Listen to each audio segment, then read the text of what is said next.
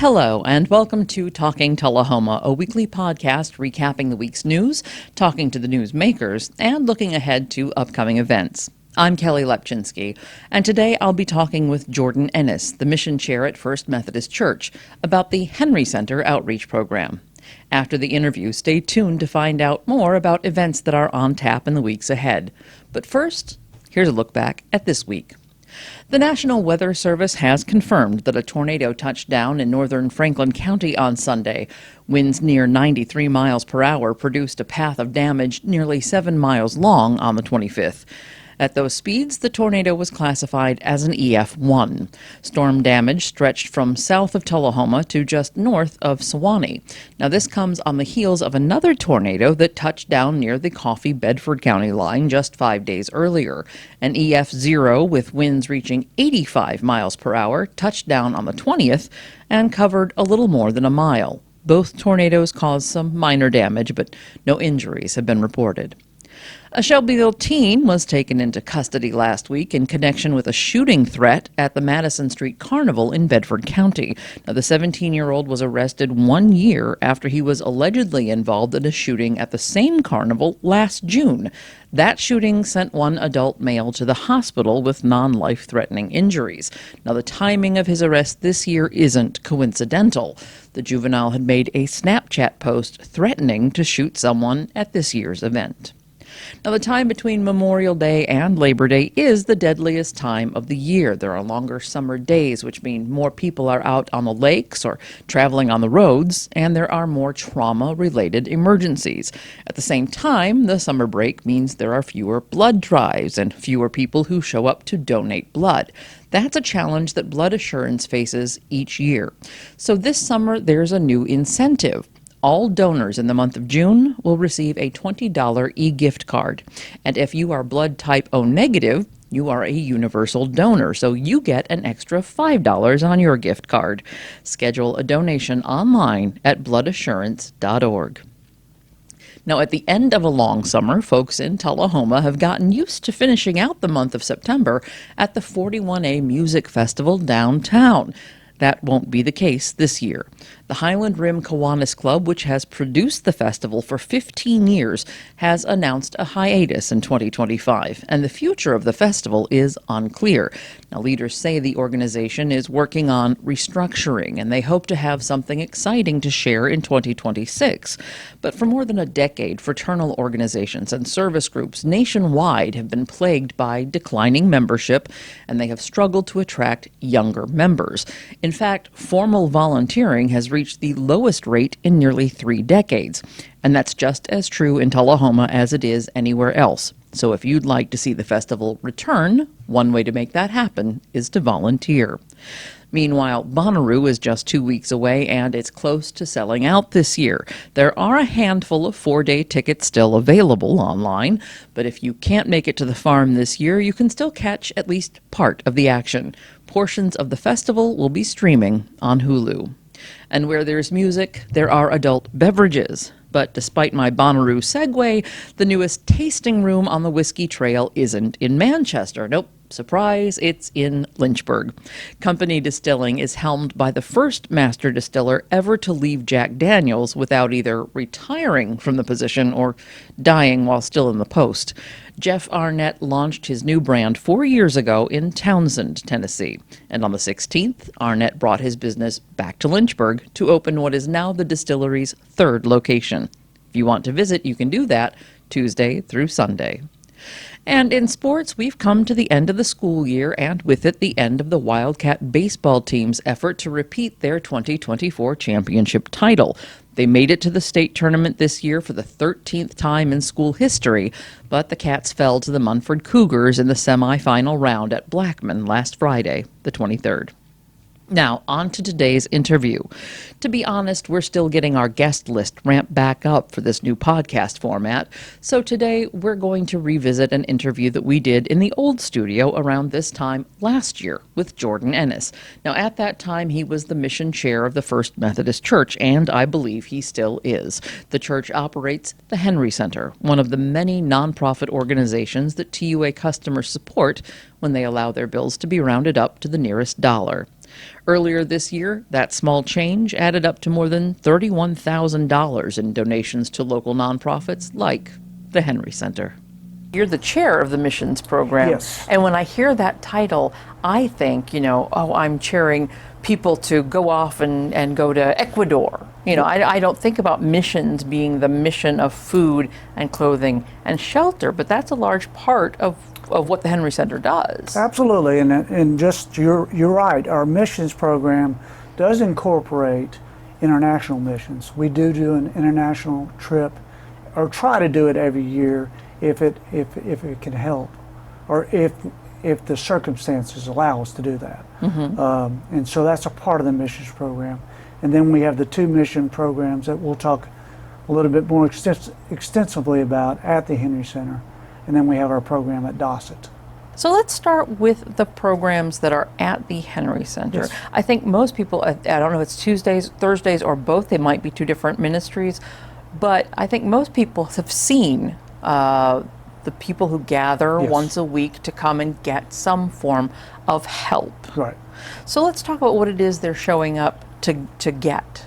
So we have two distinct sides. We have the food, financial assistance side, and then we have the clothing side, which also provides furniture, household items, etc. So our food side operates on Tuesday and Thursdays from 12 to 2 every day, or Tuesday and Thursdays, I'm sorry.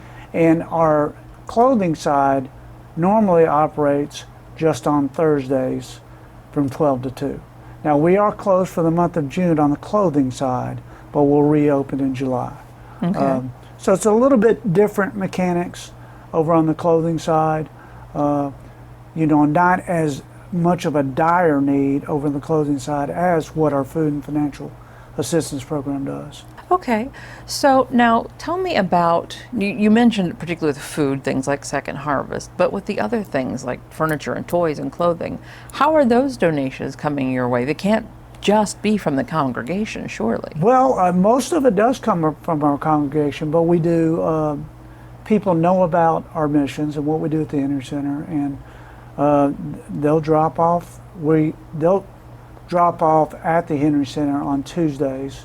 We're open, just the volunteers, from 9:30 to 11:30, and they'll just drop it off there, or get in touch with me or our our missions lead over the clothes closet is Evelyn and Jimmy Childress, and so they'll get in touch with them. Every once in a while, we'll get a call and say, "Hey, I've got a lot of furniture. Can you come and pick it up?" And we'll arrange with some of our volunteers to do that if it's 10, 15 minutes away. Okay. We won't go to Murfreesboro for it, but Right. but we'll stay close to the area. I think you're hitting an important word here, because you're sort of unique in that even among other Tullahoma charities of this type, there's usually some nominal fee for clothing, whether you're at one of the two thrift stores that are Yes. run charitably. They don't just give this to you, but Yeah. they have overhead, they have employees, and Yes. you've said the word volunteer repeatedly. Yes. So is it a fully volunteer? Strictly volunteers. We have over 40 volunteers on both sides, or combined, and they work with us week in and week out and do a great job of just fulfilling that need. Of course, the Henry Center, the building, is owned by the church, and so the church absorbs that overhead, but there's no paid employees.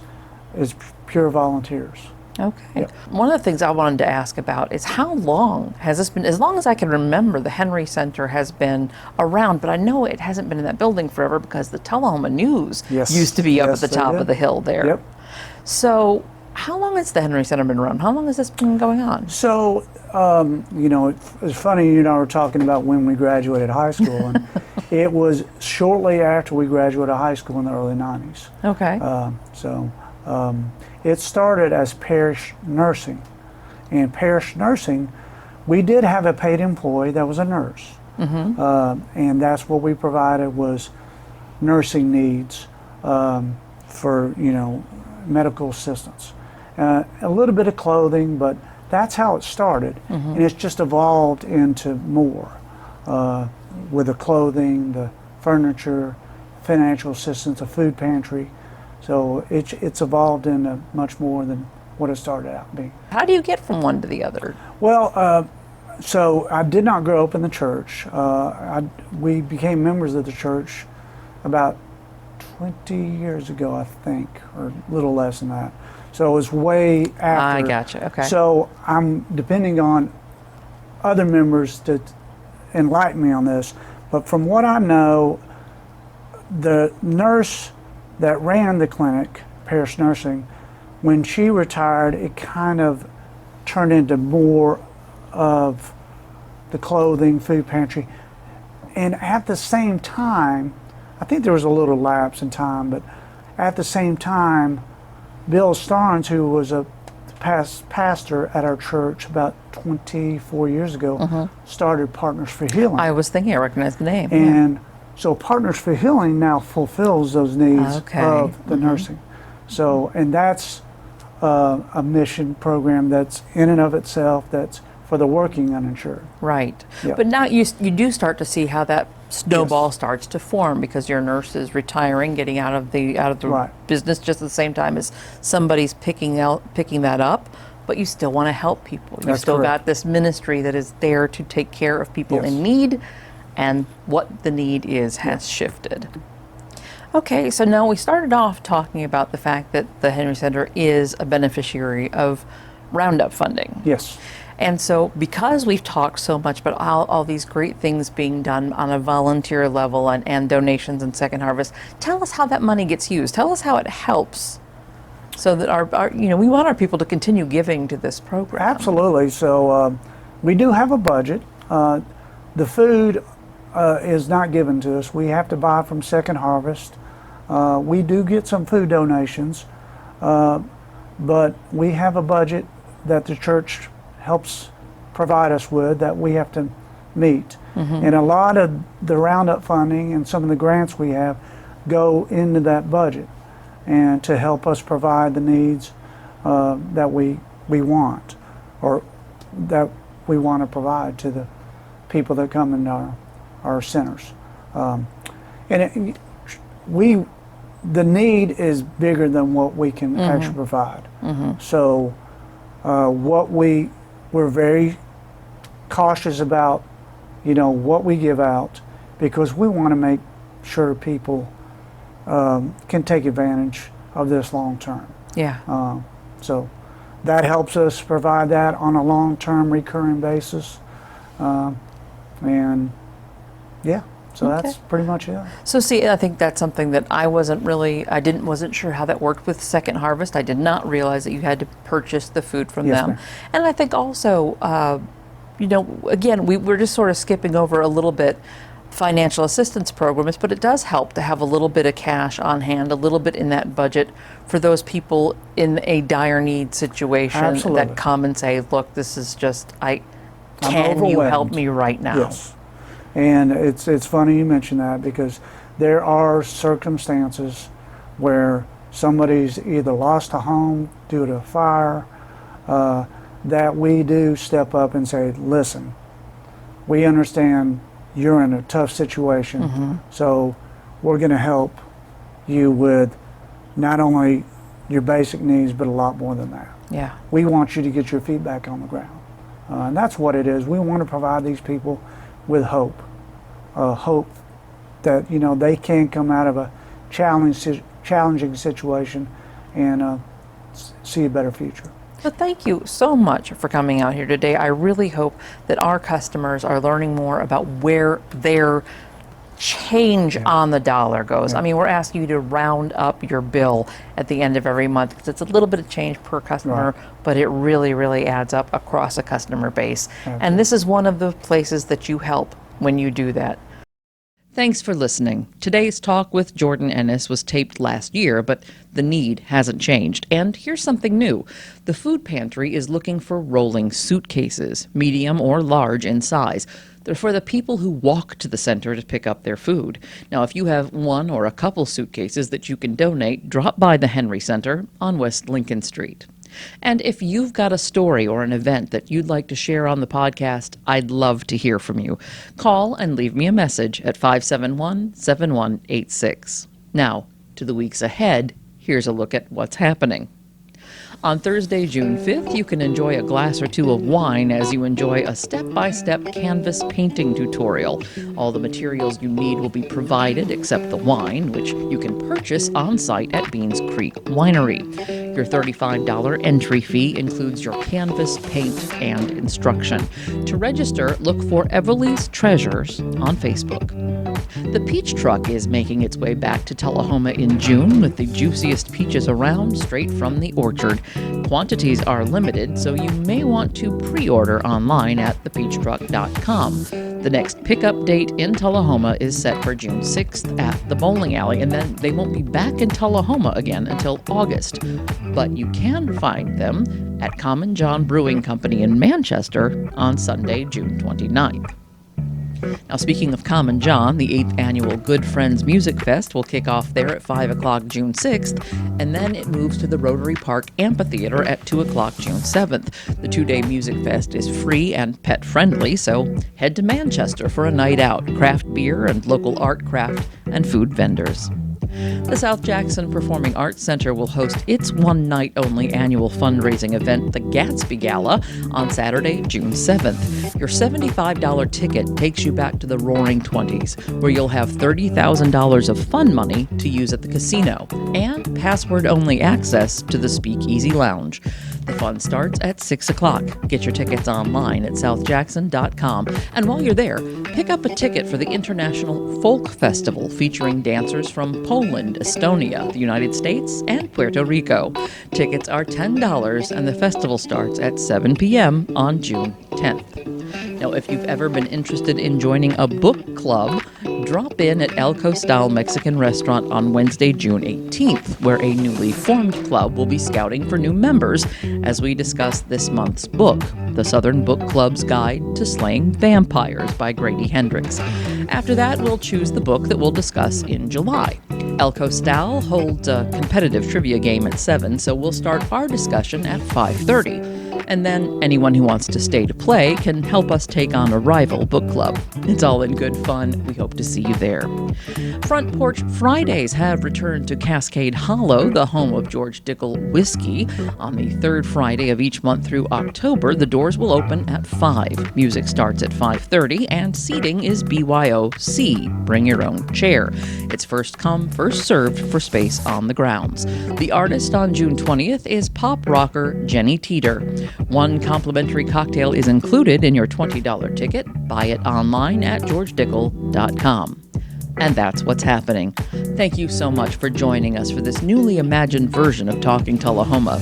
I'll be back soon with more of what makes Tullahoma tick as soon as I get back from the Midwest Women's Bowling Tournament in Milwaukee. Wish me luck.